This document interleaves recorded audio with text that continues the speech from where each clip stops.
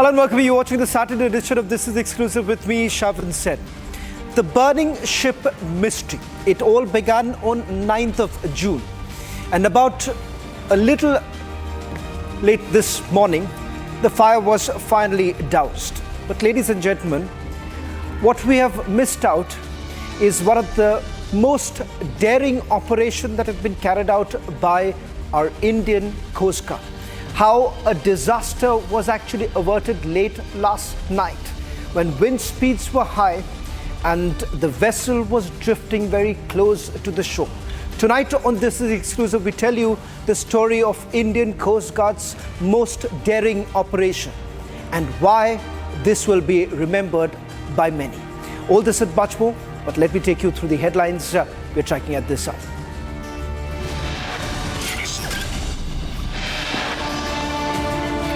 Never seen before images of a daring Coast Guard operation only on Republic TV. Deep sea firefighting to douse the Wanhai 503 blaze enters day 5. Black box yesterday around 5 p.m. from the site. This decoding of the black box is going to give a in-depth insight into what would have actually happened during the process of the crash. Aviation Minister Ram Mohan Naidu says black box recovery a big breakthrough. Probe teams decoding information to understand a sequence of events in AI 171 crash.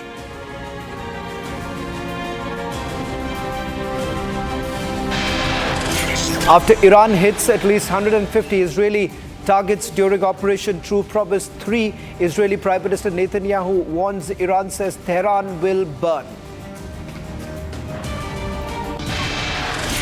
And India awaits for bated breath with Axiom 4 liftoff. Group captain Shubhangshu Shukla and team to take off on 19th of June.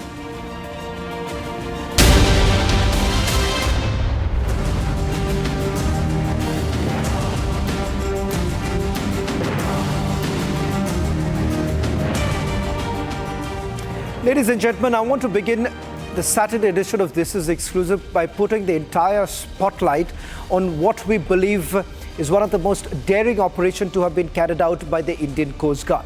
We're talking about the burning ship of the coast of Bepur in Kerala.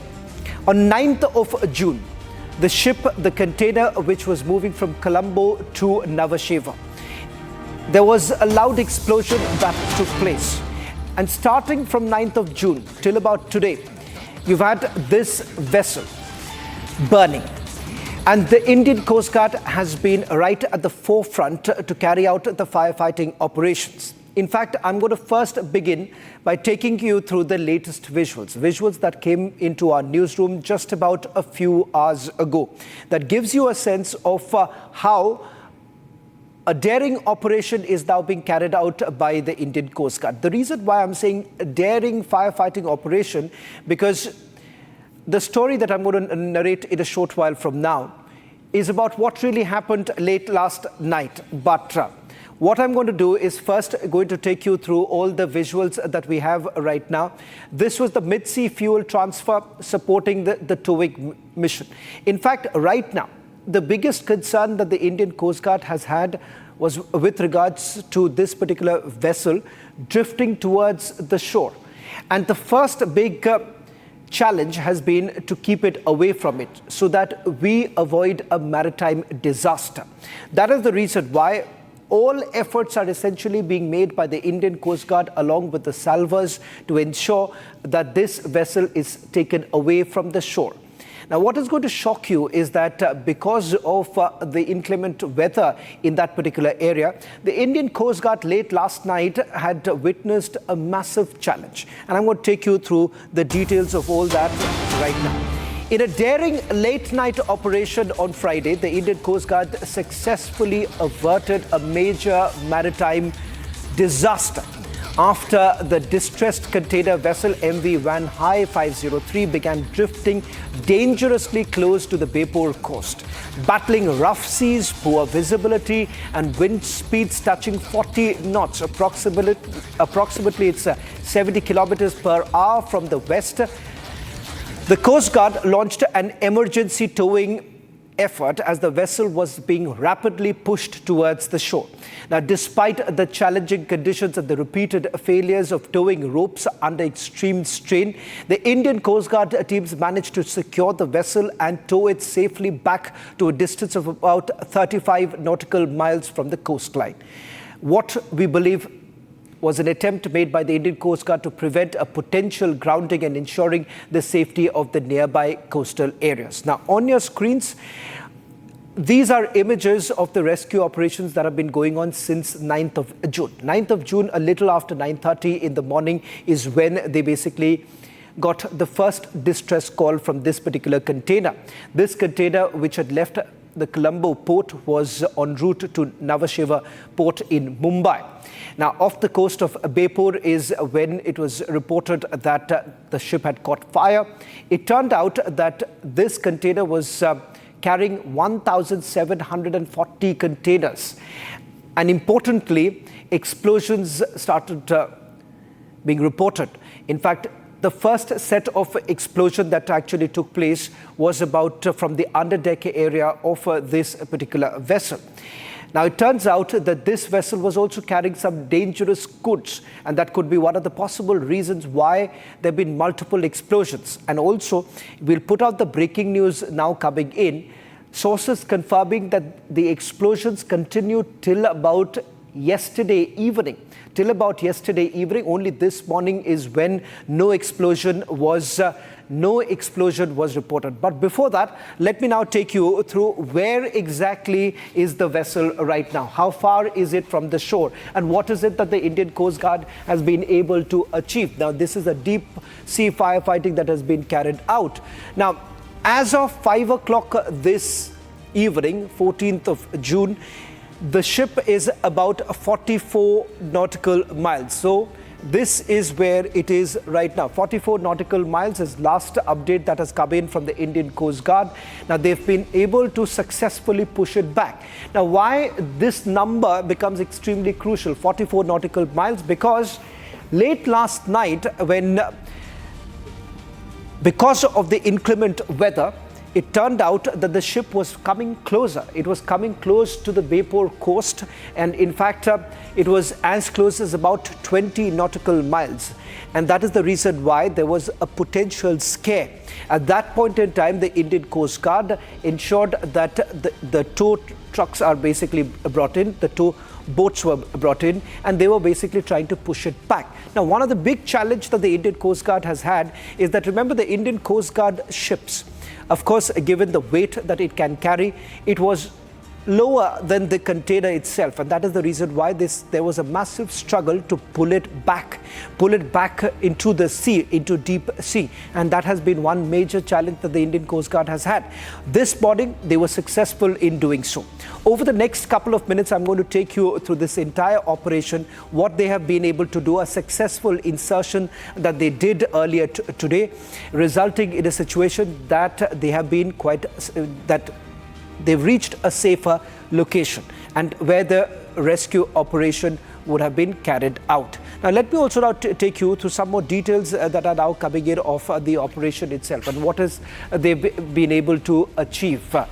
Now, late last night, because of bad weather, and in fact the wind speed was about over 40 knots, and they have essentially been able to carry out certain other operations. Now, in high-stakes maritime operation, the Indian Coast Guard has continued its relentless efforts to stabilize the distressed container vessel MV Van High 503 off the Bepur coast. Now, amid rough seas and operational challenges, nearly 50 kiloliters of fuel was successfully transferred mid-sea to a tug to sustain the critical towing operation. Despite multiple instances of towing ropes snapping under pressure, the vessel remains secured, with tugs currently holding their position. The boundary cooling has also been prioritized to prevent any resurgence of the fire. So what you are seeing, these are images which gives us a sense of one of the daunting task that the Indian Coast Guard has at this point in time. So what perhaps would be the next possible step.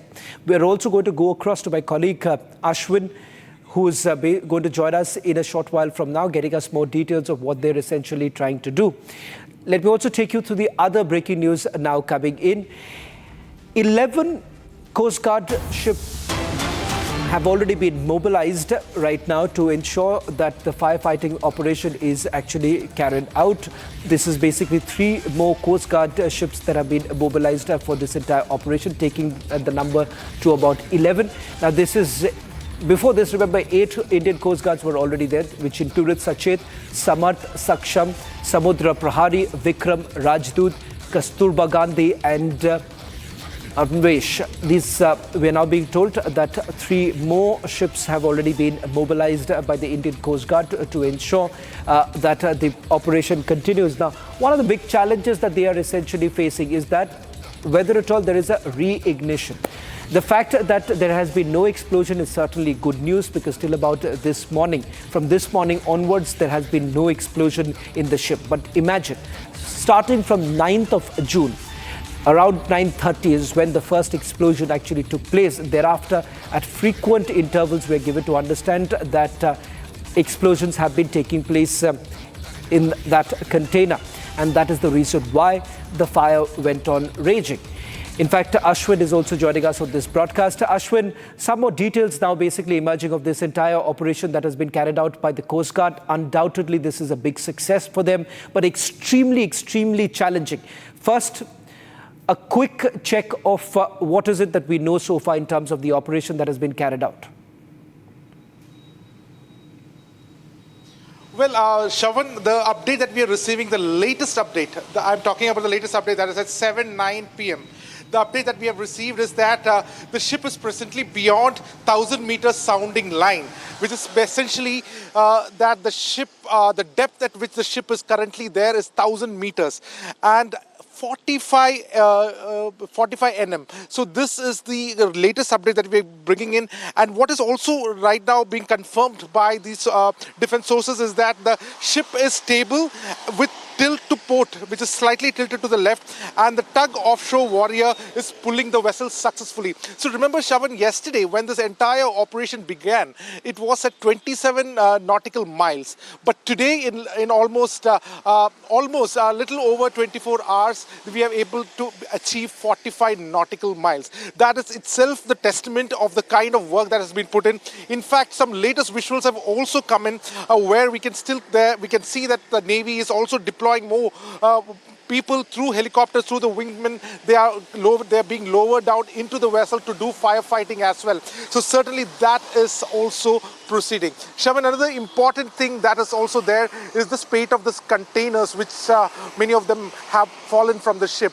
So there is an alert that has been sounded in the coastal areas of Kerala, especially from Kannur to Alleppey side. Although the probability of it is between 20 to 35% as per various softwares that has been put forward by the Oceanic Defense, by the Oceanic Research Institution. What is not to take any further chance, this is also being continuously monitored. But at the same time, this brave work by the Coast Guard along with the Indian Navy is enabling the ship to be taken deeper into the waters. In 24 hours, it was able to carry 20 nautical miles, over 20 nautical miles. Remember, Shravan, the ship is 278 meters long. The ship in itself has got 12,000 metric ton of weight, and it is carrying more weight, around 1,080 containers. So certainly, what has been put forward, what we're witnessing is nothing short of acute professionalism and the kind of rescue work that probably have never seen in the Arabian Sea in the recent times as well. At the same time, the citizens have also been safeguarded in the best way possible, fighting the inclement weather because the IMD has said that in the next 5 days, the southwestern monsoon is going to hit at least 60 kilometers per hour, and this is just around 50 to 60 nautical miles away from the coast. So certainly, the inclement weather conditions also being taken into consideration. The kind of work that is put forward is absolutely professional, and it is safeguarding the western coast in a big manner. Shravan. Well, in fact, I'm going to stay with these latest visuals because I'm going to now tell our viewers the latest details. Can I just go full frame with the visuals right now? The adverse weather condition that Ashwin was basically talking about. Ladies and gentlemen, we now have the details of it. This was around 5 o'clock in the evening on 13th of June when we are given to understand that the condition had deteriorated. In fact, there was strong westerly winds that caused the vessel to basically drift rapidly towards the shoreline. And I'm given to understand, Ashwin, this was as close as 20 nautical miles. So, of course, if anything would have happened, it would have led to a massive disaster. In fact, around 5 o'clock in the evening is when a Navy Sea King helicopter had also successfully launched from Kochi with the salvage team, and they winched them on board the distressed vessel under extremely difficult conditions. Now, thereafter, a 600-meter tow rope was connected to the ocean-going tug. Now, this was approximately 20 nautical miles. So imagine you're very, very close, and that's when they were able to use a 600-meter tow rope that was connected to pull the vessel. And this was a joint operation at that point in time of the Indian Coast Guard, the Indian Navy, as well as the Indian Air Force, enabling the salvors to take over the vessel from the Indian Coast Guard and continue the firefighting and salvage work. Now, the vessel is currently being towed westward. And in fact, this morning we were told that it was at a speed of approximately 1.8 knots. And currently it's about 44 nautical miles off the coast. 3 additional Indian Coast Guard offshore patrol vessels have also escorting the vessel while also continuing the essential firefighting efforts. So interestingly, the firefighting was also going on till this morning. Till this morning, it was difficult for them to even completely douse, and that is the reason why the boundary cooling operation is also going on right now. In fact, the Director General of Shipping is also closely monitoring this entire situation, and it is turning out to be one of the most critical operations to have now been carried out by the Indian Coast Guard, and they've been extremely successful in doing what they have because they've been able to mitigate a hazardous situation and also safeguarding our coastal environment. In fact, I'm going to go back to Ashwin getting us more details. Ashwin, with regards to the fact that I'm told till about late last evening, explosions were reported. Only this morning is when it went silent.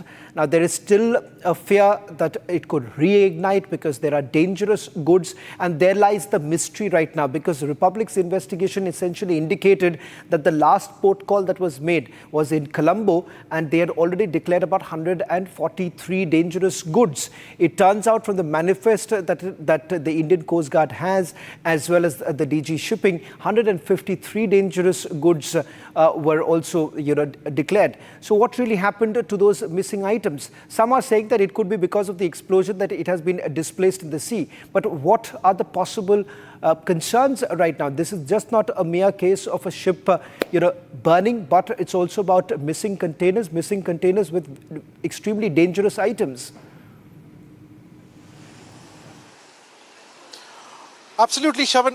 The only breath of sigh that we can take right now is the latest update, which has stated that the vessel is being towed to deeper waters. Smoke is still emanating.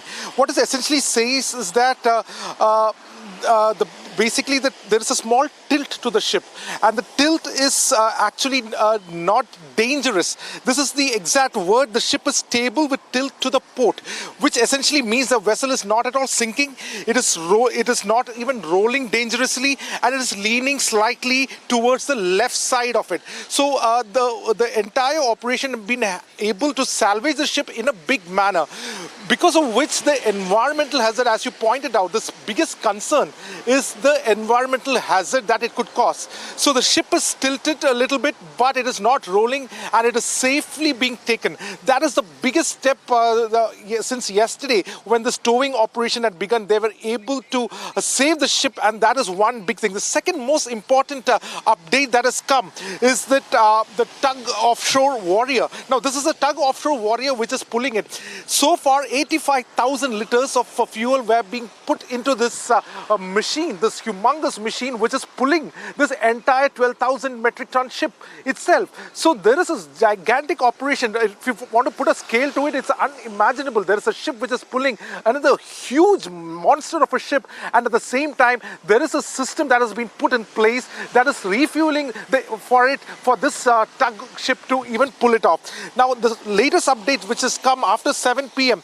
is that this ICG ship Saksham is now fueling the tug, and that is also going very well. Along with that, Shavan, Vikram and Samarth, these two ship, along with Tugwater, Lily, Triton, Liberty and Garnet, is continuing to take turns for boundary cooling. Shavan, this is an important step, because what is essentially boundary cooling is what our viewers need to know. Boundary cooling is nothing but to contain the fire in the ship. What these men are doing is that they move the ship and they cool the outer part of the ship so that the fire do not emanate from it.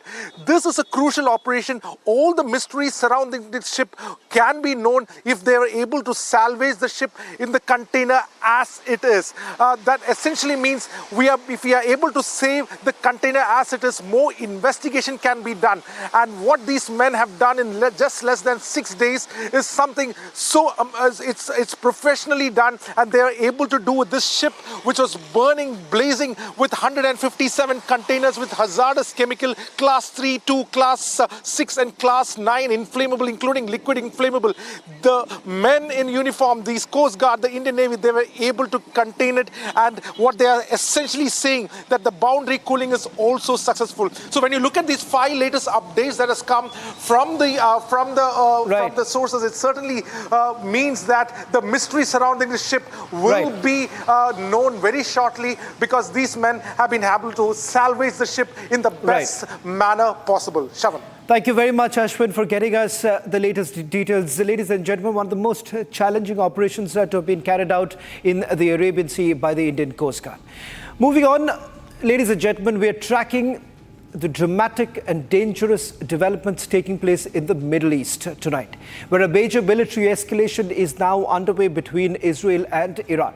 In a significant and alarming turn, Iranian forces have reportedly launched missile strikes targeting multiple key locations inside Israel, including a nuclear research facility in Tel Aviv.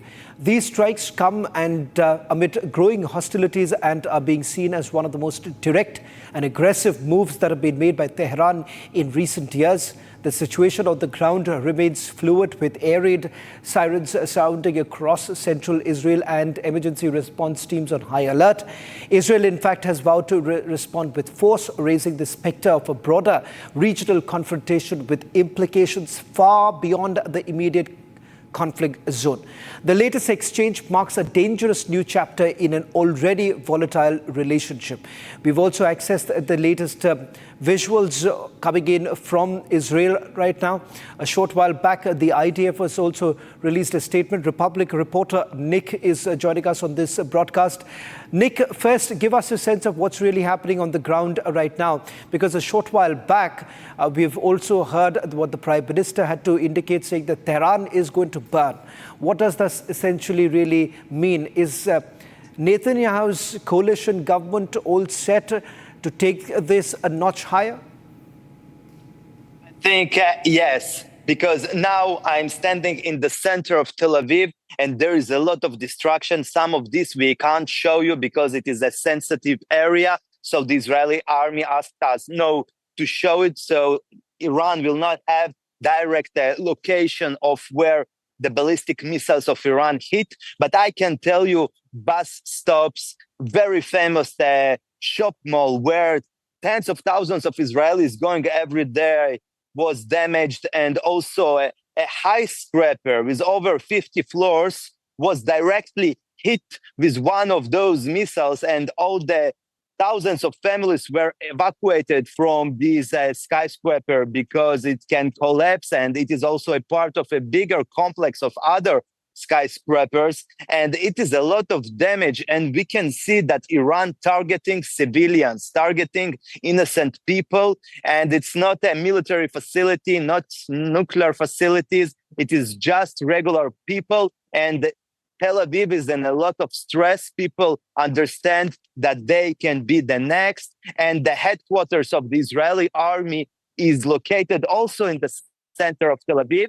And it puts a lot of anxiety to the residents that live next to this headquarters, because I think Iran tries also to hit it, but instead it hit just residential houses. Well, Nick, just one final question before I let you go with regards to the response really coming in from the Israeli side. The Americans have also now joined hands. The very fact that late last night, the kind of assistance that was provided by the Americans, what's the sense that you're getting on the ground with regards to the preparations that are basically underway? Because an escalation in the regional conflict could actually lead to massive repercussions in the days to come.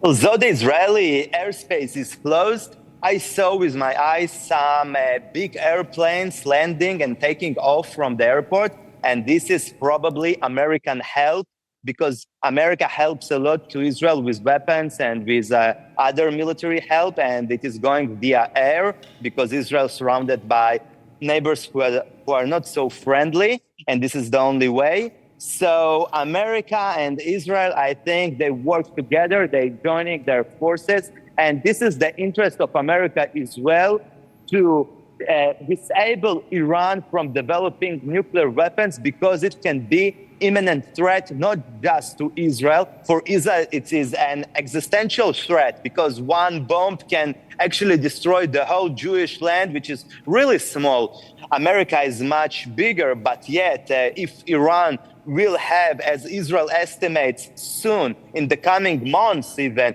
about 20 bombs, it can damage a lot the US and Israel and maybe other countries in the Middle East that they don't like.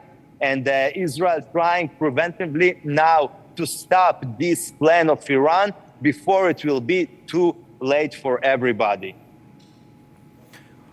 Well, thank you very much, Nick, for joining us on This Is Exclusive and getting us a ground report from Tel Aviv, the only Indian news network with presence in Israel, getting you a sense of what's really happening on the ground. That's all that we could pack in this edition of This Is Exclusive. Coming up, trending with my colleague Rakshita.